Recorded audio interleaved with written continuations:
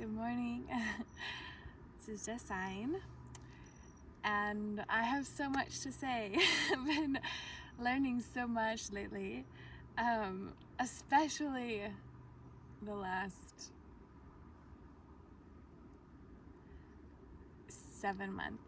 And I talked about this in the first video I made, but there has been an actual opening of my mind and shift and opening of my heart where I can receive so much information from a greater part of myself, my intuition now.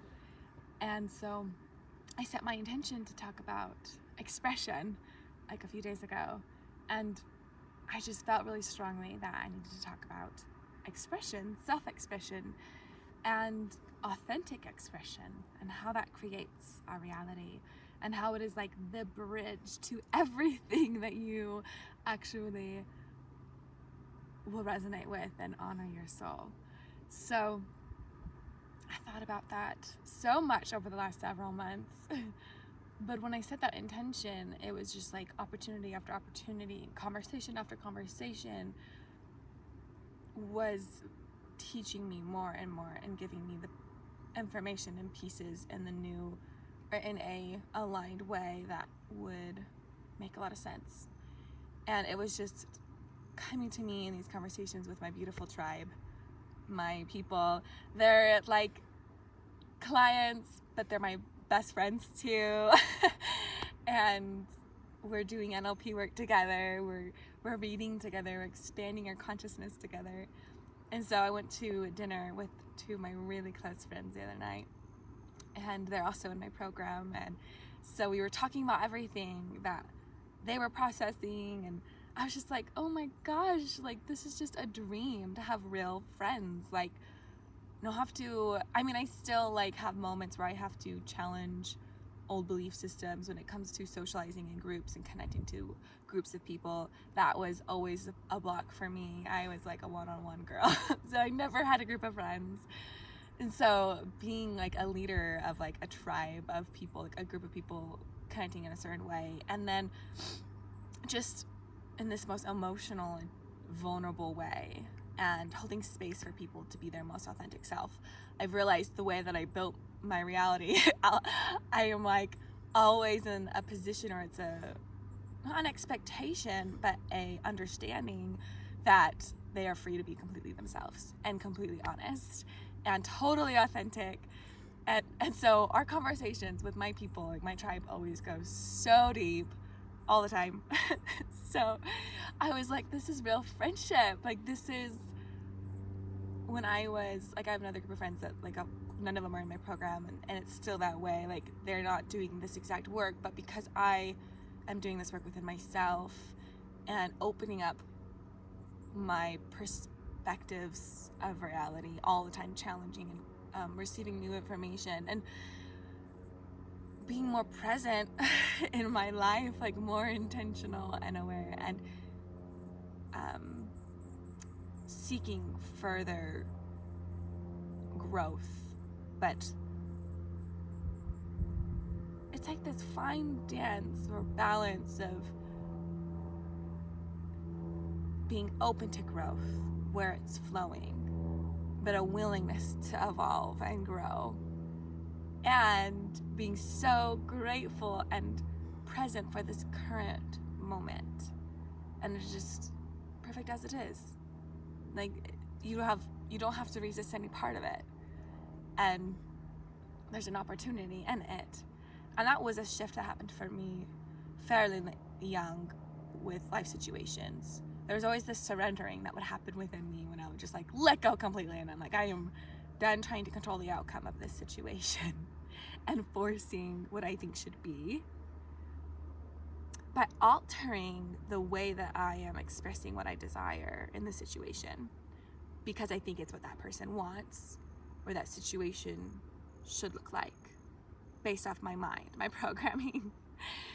And so the reality I live now is nirvana. It's heaven. I am I have never felt so authentic in like even my details of expression, like my favorite colors and shapes and symbols and what resonates with me. Like I'm so clear in what resonates with me, like movement, exercise, weightlifting, HIIT training, the food that I eat.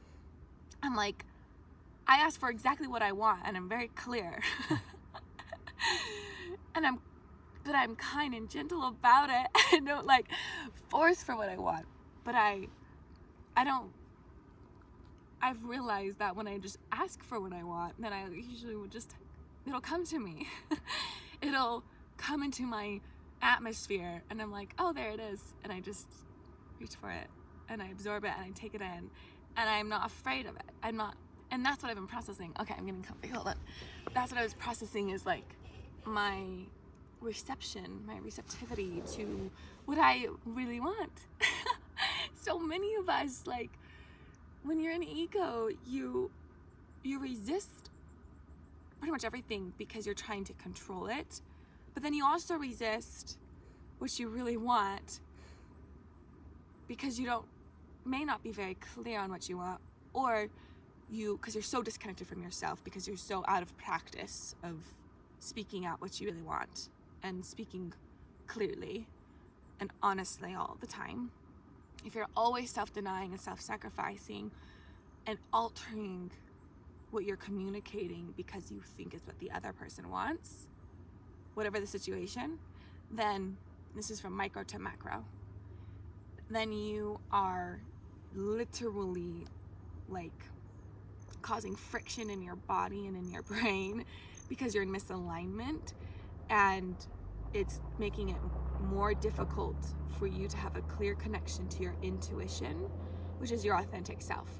So I hear a lot of people say like, oh, I'm setting boundaries. Like that's not okay with me. When it's like something that is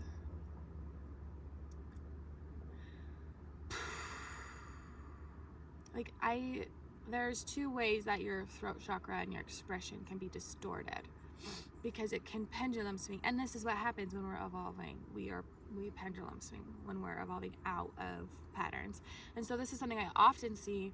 I saw it in myself. I see it in other people. When you're breaking through oppression, you're in total self-denial and misalignment with self, like you've never stood in your power and you don't know what that means to stand in your power, like you are in survival completely. When you start to come out of it, and this is what I'll go into detail in a little bit on this, maybe in another video, but the way the ego works in the states of consciousness, you actually fold the lower states of consciousness from shame to pride. It's stacked. Dr. David Hawkins stacked them with their frequency that they calibrate at. When you fold it, shame feeds into pride, anger feeds into guilt. So but you start at the bottom, so where it's the flattest frequency, it's like the flat line of a heart rate. It's like it's the most disassociated and the most oppressed. And oppression is when we're told that something that we inherently, innately are is unacceptable and wrong, whatever that is. Mine was, well, I had quite a few things, but we'll talk about that in another video too. But when you're in grief and fear, you're processing grief and fear, and the state of consciousness of grief and fear, you will experience very intense anxiety and paralyzed. You will feel paralyzed. You'll feel like you have no energy in your body, and it's hard to even make the most simple steps towards what you want, because you are living in your grief. You've not processed your grief from trauma in the past, and you're projecting that grief into the current moment and future time. So you don't want to recreate that grief. So you repel everything. You push away everything, even if it's exactly what you really want. Process that for a second.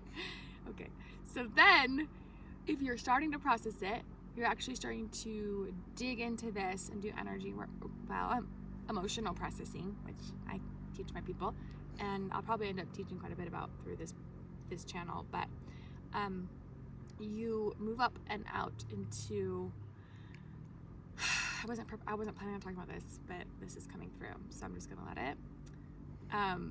But it's apathy and desire are the next stage. This is like the next stage of processing. This is what you'll be evolving out of when you're coming out of ego, unconscious, into conscious aware, and then you have to go through conscious integration and then complete alignment. And this is also reflected in a symbol. It's called the unilome. And this symbol really shows it. I'll draw now, and this is like an ancient symbol. So then you move through to the next state of consciousness, and this is all science. The states of consciousness I'm talking about is like, this is research that was done by a psychiatrist through the studies in science of kinesiology.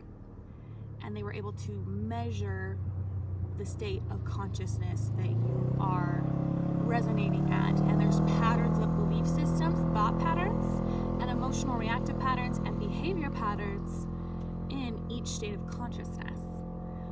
And so that was stacked, that study, it's letting go. The last one that he wrote that I really liked was, I said it in my last video too, is Letting Go, The Pathway to Surrender by Dr. David Hawkins. But I realized in a download that you actually filled them and they feed into each other. So apathy feeds into desire. You feel numb and disconnected from what you really want because you feel a separation of your current self, the smaller self, and the reality that you desire, that your true reality of what you would resonate with. And you're desiring something outside of yourself. You feel that separateness because you're not in alignment with your expression and with creating the reality that will truly resonate with you. You're not in alignment with your authentic self. So you feel numb when so apathy is when you've blocked high frequency energies that are uncomfortable. Like you're blocking pain. You're not allowing the flow of pain, and especially anger. Because the next one that you would flow into, the next state of consciousness that feed into each other, are anger and guilt. So you are literally numbing yourself so that you won't go into anger because you're afraid of anger. If you're experiencing apathy, it's because you're afraid of anger. You resist what this might mean about me. You're still identifying with your emotions as who you are.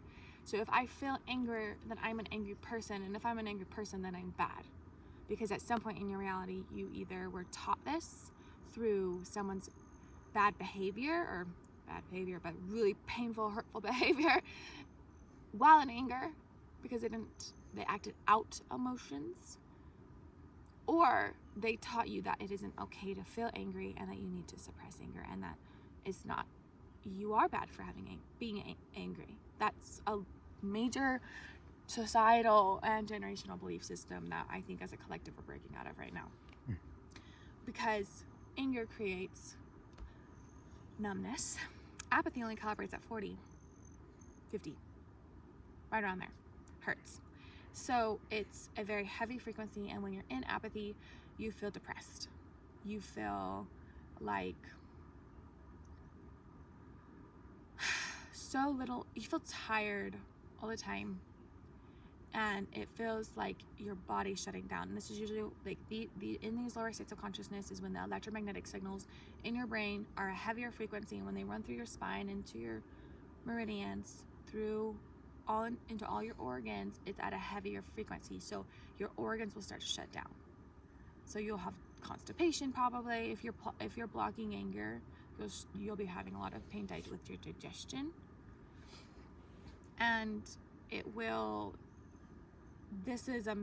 there's a lot of disease that develops because the body isn't able to have the frequency, the high enough frequency to process anything, to the organs to function.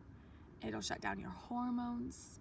It's like very physical too, just because of the fact that your brain is the center for your whole entire body. Like your brain is the main center where everything, the brain and the heart. Your heart has a lot of electromagnetic signals in it too. I mean, it has a lot of neurotransmitters in it too. And that people don't really realize that. They don't realize the heart has so many neurotransmitters in it. So your heart and your brain are the root of everything. So when you're treating just symptoms of just parts of your body, and you're only thinking it's a separate thing from the rest of your body, that is when you're never actually going to heal. And your body's always healing itself. You're just giving it the tools and the resources to do that, creating space for it to in one way or another. So nutriting your body with supplements so that it has the nutrition to rebuild organs and give the functionality within the brain to do this work within itself is key. So this when we're in a state of consciousness of apathy, we're not just going to heal if we're just giving ourselves supplements and the right food and diet. Like, that's just a part of it. You have to be working with the actual brain too. You have to come at it from both angles. The nutrition, the physical, and then the energy, because that's everything is. Everything is energy. 99.9% of every atom is pure energy.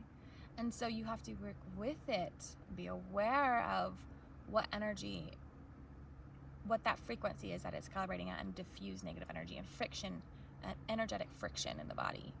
Because this spiral of the ego and of the lower states of consciousness goes up through, so apathy feeds into desire, and desire is wanting it, and this is desiring people, a body, things, separate, believing to be separate from those things that you want, instead of it feeling internalized and real to you, that you are literally the universe, and your consciousness is connected through everyone and everything on earth, Mother Earth, nature. This is why I love being in nature, because it reminds me, it helps me connect to the higher frequencies of the universe. So when you're surrounded by people who are also in their little bubble of ego and survival all the time, who are projecting their pain onto you all the time, and they're plugging you into their archetypes, and you're ego dancing with them, and you're blocking your process within yourself, and you're stuck, you will co-create lots of messes. You will co-create a lot more separateness and a lot more pain. You will literally create a reality of hell. And we do it to ourselves. I did it to myself. I was like, okay, what is going on here? Why am I experiencing this reality? And I had to be so effing honest with myself of who I really am, not who I was being told I need to be, and not saying what I thought the other person wanted me to say, and doing what I thought the other person wanted me to do so that they would like me. Because who the fuck cares if they like me? I don't care. I really, really, really, really don't care anymore. And I cared so much for a long time because it was survival. Because I had a belief system that I need people's approval. They need to accept me, for me to feel safe, to be in that space, to be accepted, to be allowed to be allowed to exist.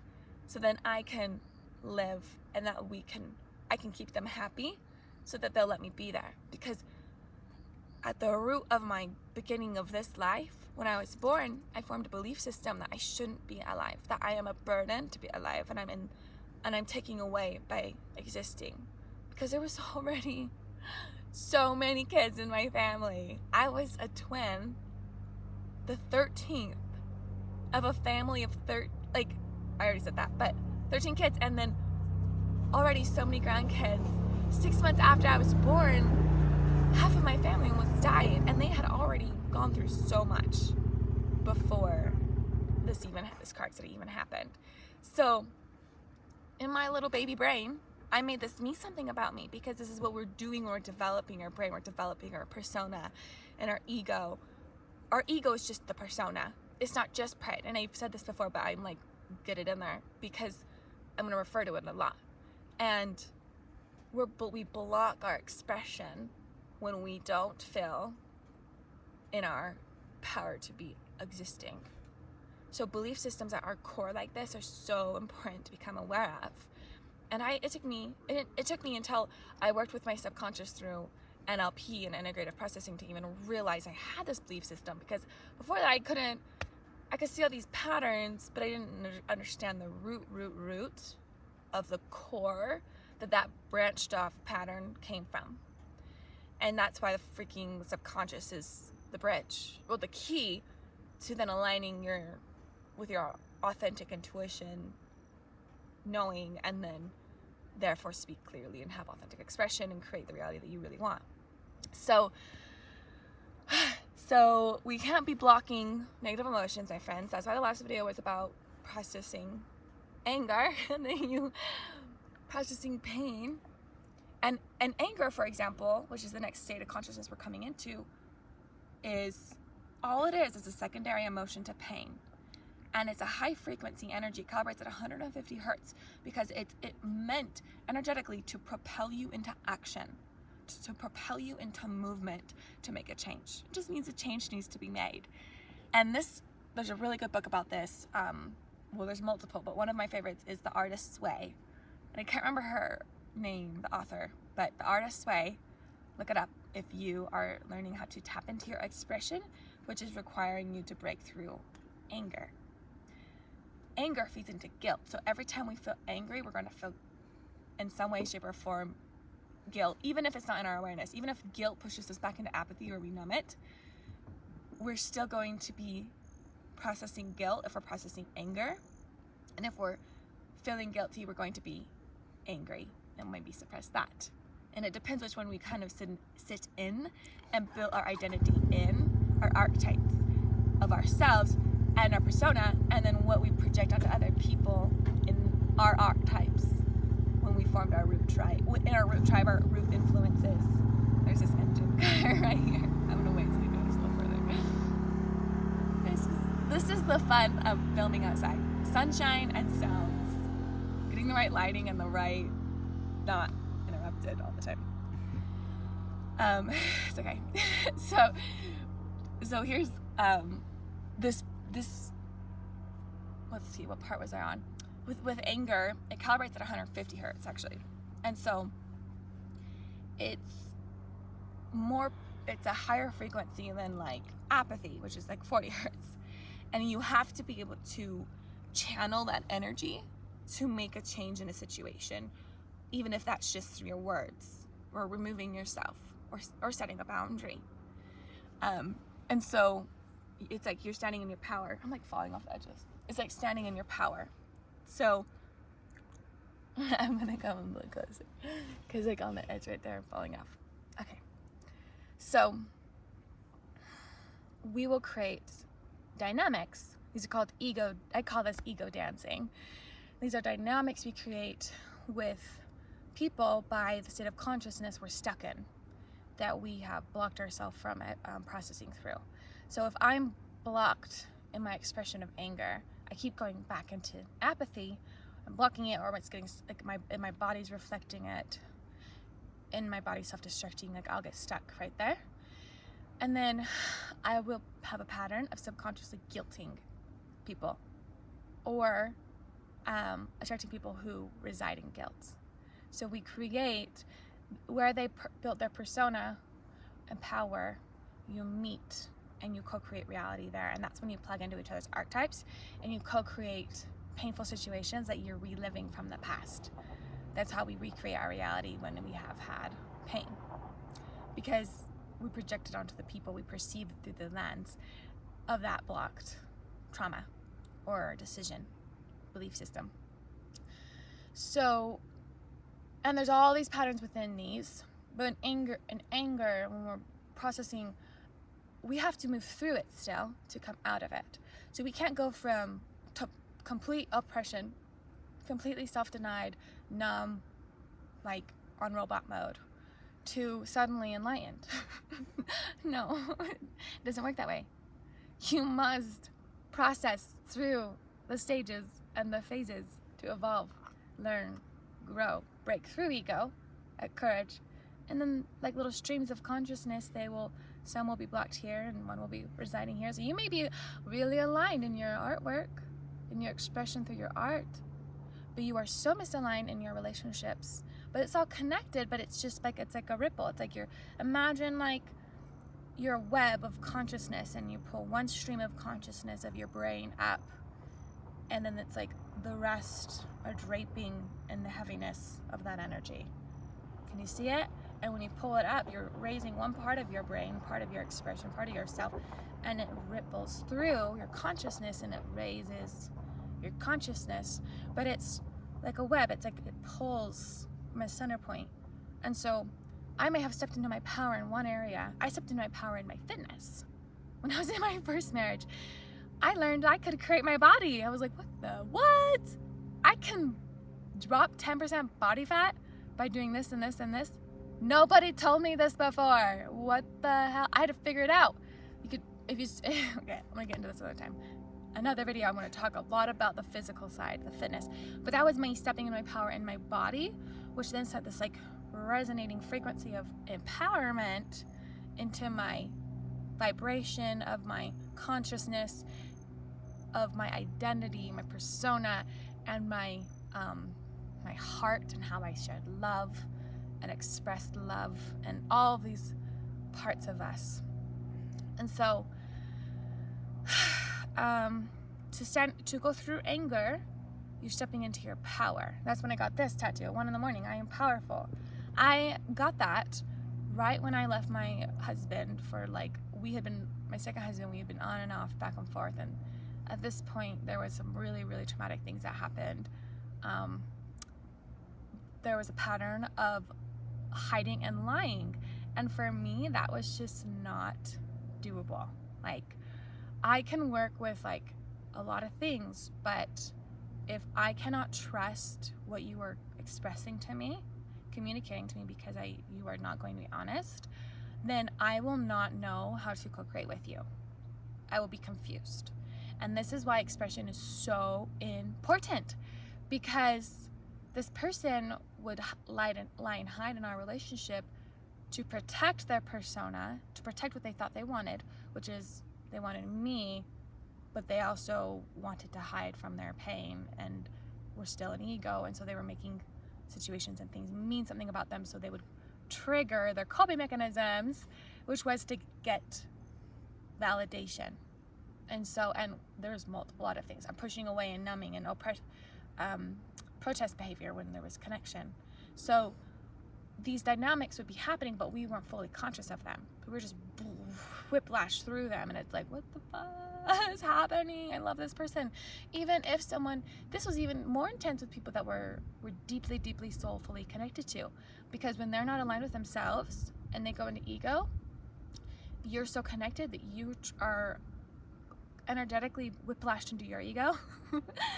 And one of you has to be so conscious and so intentional to pull you back out into alignment with your authentic self, or else you won't be able to express clearly with each other. You're going to keep repeating your story, and you're going to stay stuck in current day, like resisting current time without understanding that the only resistance you actually have is to your perception of it. They're projecting from your past pain into that current situation and onto that person from the parts of you that you blocked. This is shadow work too. Oh my gosh. We have so much to talk about. There's just so much. Shadow work is basically unblocking your shadow traits, the parts of yourself that you've been denying in your expression. And this is what we're talking about when it's taking your power back. And this is going to be another video too. Shadow work. I do deep, deep work with this with my clients. And sometimes they don't fully realize that we're doing shadow work, but it's coming through. There's a book I have them read in my curriculum called The Dark Side of the Light Chasers. And some of my favorite people are reading it right now, and I'm so excited. So basically, we're projecting, when we form our ego, we're projecting our perceptions of people, of ourselves, of the past into the future. We're not present. That's why I got this tattoo. Be here now. Being present. What does it actually mean, people? That actually means not limiting your mind, making a pre-decision of what's happening based off your fears, and letting intuition guide you beyond your known world, receiving new information. When you're present, you are activated. All your senses are activated. You are aware and hearing the people in that space with you. You are expressing yourself presently, communicating exactly what's coming through you in that moment. Not what you think you should say or what you always say or who you're supposed to be, but you're just channeling straight from within your third eye, straight from your higher self, the truth of how you're perceiving something. And you have to always present it like, this is what I am perceiving. And this is really powerful in whether or not we're in our ego and our in alignment. When we're in alignment, this is why it's the bridge. Because when we're in alignment and connected to our authentic self, what we say will inspire people. It will come through with compassion. You will be able to hold space for them, ask questions.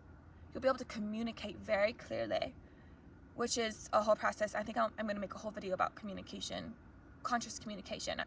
I'm actually thinking about building a whole program about conscious communication for like the next level of my program, because once you become aligned with your authentic self, you start sharing reality because you come out of your survival.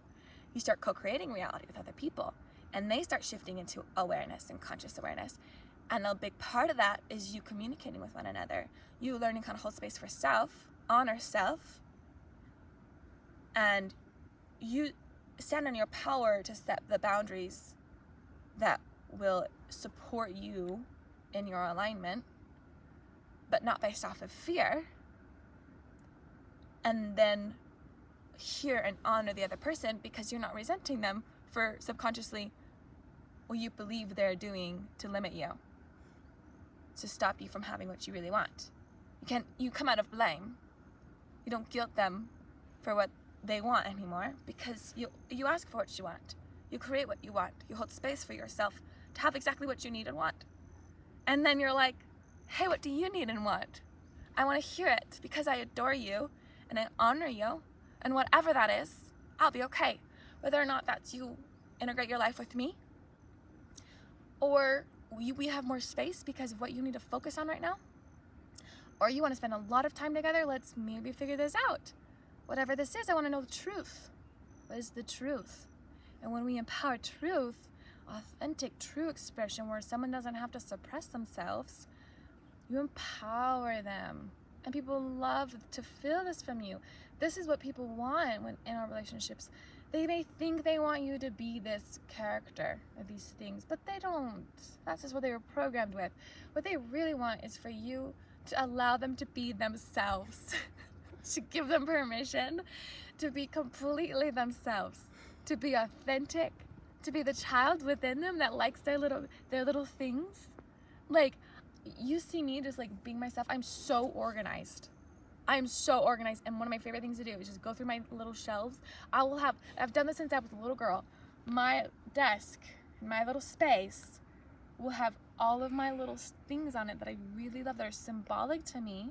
They're sentimental, and I'll organize things very beautifully and perfectly, not perfectly, but what feels good to me, like artistically.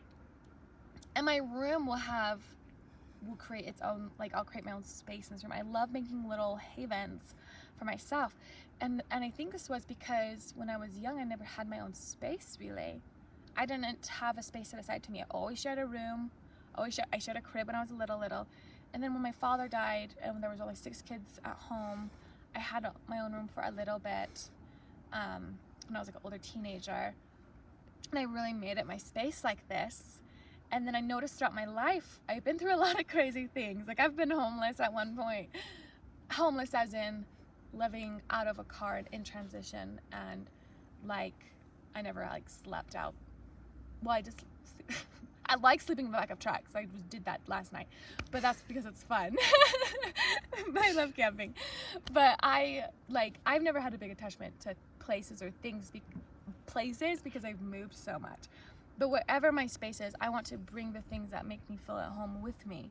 That's why this blanket's so special to me, and like little things like that, because little details, like my purse, like I have my purse always has like every little thing in it, and these are all forms, these are things that I have, like these I have very specific things that I carry with me. I have like all my little crystals and like things that make me feel safe. I hold space for myself in these ways.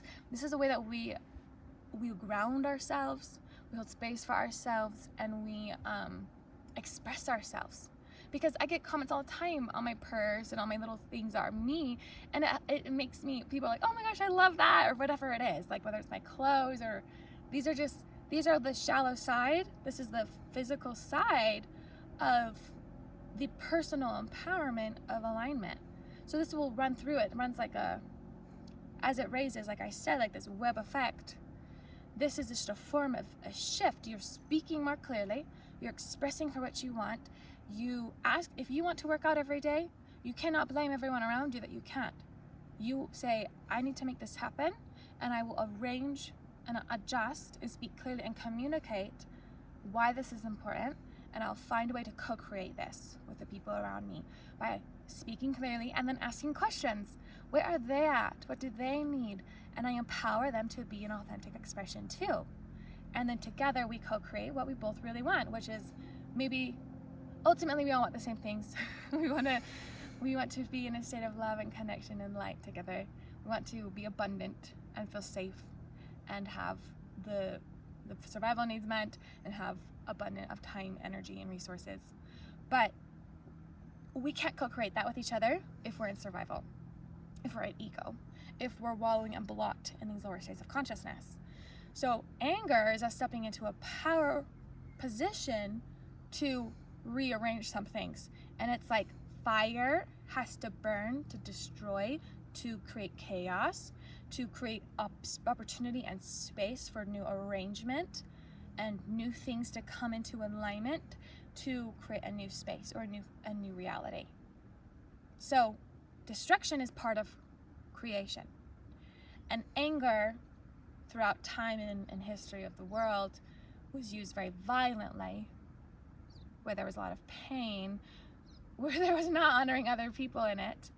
And we are evolving as a collective consciousness into utilizing anger as an energy, and we can process it within ourselves to move through it into alignment, connection, and wisdom, which are the higher states of consciousness. Beyond acceptance, there is reason. We have clarity for the best alignment for the greater good. Because maybe my agenda is not going to be the greater good for someone else's if we're still in the ego and anger. We have to move through anger, not get stuck in it. That's the thing. Because then we push people into guilt and we create these dynamics. And we go into guilt ourselves. And the more guilty we feel, the more angry we'll get and express. So blocking it does not help, my friends. Then we move through pride and shame. And this is what the whole collective consciousness is going through. I'm going to make a whole video about this with the movements happening in our society. Shame and pride are feeding into each other. When we go into power and pride is just the persona. It's the identity. It's protecting the identity. It's developing the identity. I'll find a lot of people I just love and adore who have come very far in their journeys, but they're still stuck in pride. I was stuck in pride for a long time, and I think I'm breaking through it on a very deep level right now, and I feel myself every time I break through this one strand at a time of my consciousness breaks through. I'm like, oh, okay. And this is a very tough one to break through because it can also be a good thing. To be prideful, and proud, I should say not prideful, linguistics. Be proud of what you're doing, how you're behaving. So therefore, wanting to behave the best that you can. Like, not just being careless and inconsiderate because you don't care at all. So, but there has to be, it's still codependent. You're still contingent, your joy and inner peace is still contingent on the acceptance and the approval of those around you and outside of you, because it's based off constructs and plugging into this reality with other people. Does that make sense? So shame, when we're stuck in pride, we'll also be processing a lot of shame. This is when we will be denying our shadow traits, because that's what causes us to not see a shadow trait. We're so ashamed of it that we block it. We're in denial. And this is when we start to do shadow work. When we're ready to start breaking through shame and pride, we'll start revealing to ourselves. We'll start seeing our patterns that are limiting us and hurting ourselves and hurting other people that we're repeating. It will become very clear. These are when we start to reveal our shadow characters shared traits, and if we don't, if that scares us, then we'll project it onto the people around us, and we'll see it in them only. And this is where we get really stuck, and a lot of people do destruct what could be great alignments. This is what I think happened with me and my second husband, is we got stuck right here and we didn't know how to process through it, and so we had to go through that process, and that's what was necessary. And I'm glad it happened that way, honestly, because I've had such an amazing journey since that separation. In a good way, it was a journey I needed to be on for myself, on my own, for a while. I needed to work through things alone for 1.5 years. And I would text him all the time, like, oh, breakthrough, this is my pattern I saw in our relationship, I'm aware of it now, and I'm really sorry. And he was always so kind, and it's like, it's okay, Jess, I see it, I understand. And he would do it with his own too, and he would take accountability where it was due. And it was like, we were able to heal on such deep levels. We have zero resentment towards each other now. And it's so cool. It's such a peaceful reality to be able to do that. And so we can either get stuck in shame and pride, and we could create these dynamics of ego, where we're shaming and we're in our pride, or where we're being shamed, we feel ourselves being shamed, and we see people in their pride. We'll plug in on both sides, and we won't be able to express ourselves honestly, it will feel like. And so this is like that last layer of blocked self-expression. And we have to break through that, have the courage, the next state of consciousness is courage, to fully face. And even if it creates a pendulum swing of us expressing ourselves, even if we have to set really hard boundaries for a minute because we don't know where the lines are, and we are in that state of like over-setting boundaries and creating too much separation of like we use fear. You'll see people doing that, and when I see people doing that, I'm just like, that is where you're at in your process, and I honor you and I see you, and I'm gonna let you be there. But I'm gonna have to do that boundary setting too, because you can't be sharing space with people when they're always doing this, and then they're wanting to take a lot. And that's when we have to learn, like, okay, this is where they're at in their process. I can't co-create with this person right now, and that's okay. I love this person because I see they're so greater than their programming and their pattern of what they're processing through right now, because they're an ever-evolving consciousness. You neutralize your reaction to people's behavior when you learn these things, and you allow yourself to move through your process too, because you evolve and see and witness yourself through your different stages. I totally had to move through my certain stages, and I can see myself in those certain stages. So this is getting so long. Oh my gosh, this is so hard to make these short.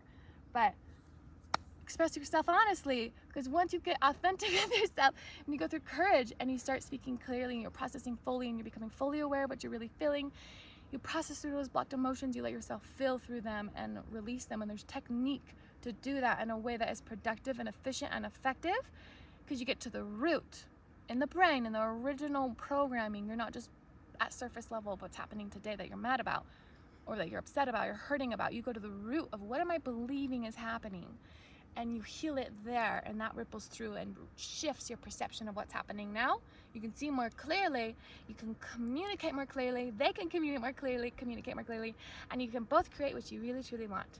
And this is the bridge into nirvana and happiness and joy, my friends. I love you all.